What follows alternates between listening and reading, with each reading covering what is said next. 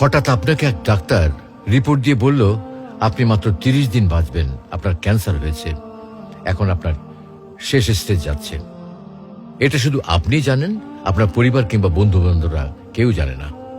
এখন এই রিপোর্ট পাওয়ার পরে আপনি বাসায় গেলেন, প্রতিদিনের মতো আজকেও আপনার বাবা আপনাকে বকাঝকা শুরু করলো, তোকে দিয়ে কিচ্ছু হবে না, সারাদিন কোথায় থাকিস তুই, অকাজের ছেলে, ইত্যাদি ইত্যাদি। এই মধ্যবিত্তের বাবার যেমন হয় আর কি।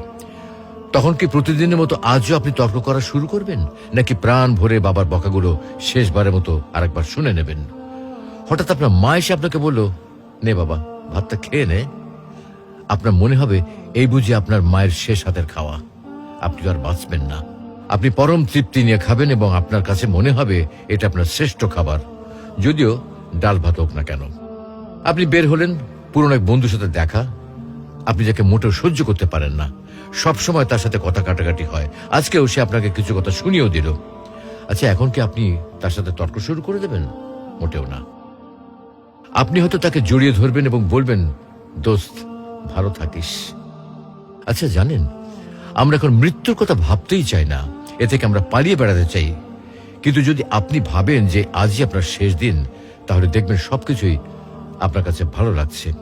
তাই ইগো ছেড়ে দিন, ইনশাল্লাহ আপনার মন ভালো হয়ে যাবে।